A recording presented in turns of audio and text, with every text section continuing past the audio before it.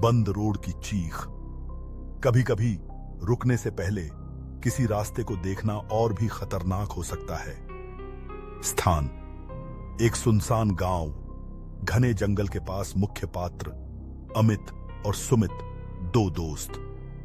कहानी की शुरुआत: अमित और सुमित शहर के छोटे से गांव में एक पुराने रोड ट्रिप पर निकले थे। रास्ता लंबा था और रास्ते में किसी बियाबान जंगल से होकर गुजरना था। वे दोनों अक्सर ऐसे एडवेंचर्स करते थे और इस बार भी किसी अजीब सी सवारी की उम्मीद लगाए हुए थे। गांव के एक बुजुर्ग ने उन्हें चेतावनी दी थी, वो बंद रोड जो तुमसे कुछ किलोमीटर पहले जा रहे हो, उस पर मत जाना। वहां कुछ ऐसा है जो तुम्हें कभी भी नहीं देखना चाहिए।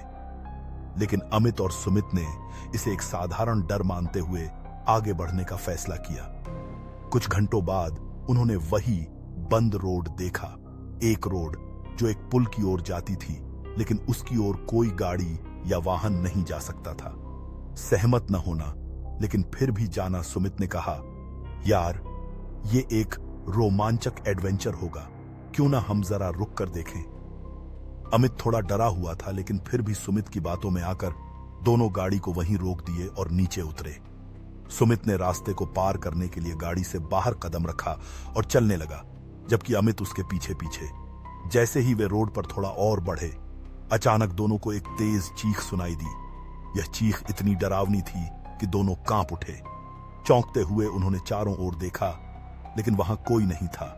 कई मिनट तक गहरी खामोशी छाई रही। चीख की आवाज का रहस्य: अमित और सुमित दोनों वापस गाड़ी की ओर लौटने लगे। तभी एक और चीख सुनाई दी, इस बार और भी पास।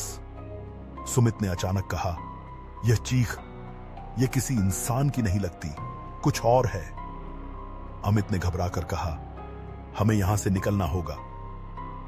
लेकिन जैसे ही वे गाड़ी की ओर बढ़े, तभी एक अजीब सी सूरत वाली परछाई उनके सामने आ खड़ी हुई। वो परछाई एक औरत की थी, जो केवल आधी थी। नीचे का हिस्सा जैसे गायब हो गया हो। उसकी आंखों में एक गहरी लहूलुहान भय थी और उसके मुंह से उसी डरावनी चीख ने दोबारा गूंजते हुए कहा, कहां जा रहे हो तुम? सच्चाई का खुलासा: सुमित और अमित भागते हुए गाड़ी तक पहुंचे और जल्दी से गाड़ी स्टार्ट की। लेकिन जिस रास्ते पर वे जा रहे थे, वो लगातार अजीब मोड़ों से गुजरने लगा और जैसे वो कभी खत्म ही ना हो। उनका जीपीएस बार बार गड़बड़ हो रहा था और अचानक एक और चीख सुनाई दी। यह चीख अब पास की एक खड़ी गाड़ी से आ रही थी।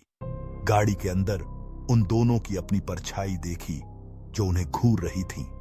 वो आवाज अब पास आ रही थी और धीरे धीरे दोनों की गाड़ी में घुसने की कोशिश कर रही थी। अमित की हालत बहुत खराब हो चुकी थी, जबकि सुमित की आंखों में भय था कि वह रास्ता कब खत्म होगा। लेकिन तब गाड़ी अचानक रोकी और दोनों की आंखों के सामने सब कुछ थम गया। जब वे बाहर निकले तो देखा कि वे उसी बंद रोड पर वापस आ गए थे जहां से वे शुरू किए थे, और फिर उस चीख को दोबारा सुना। लेकिन अब वह चीख एक औरत की नहीं, एक बंद रास्ते की चीख बन चुकी थी।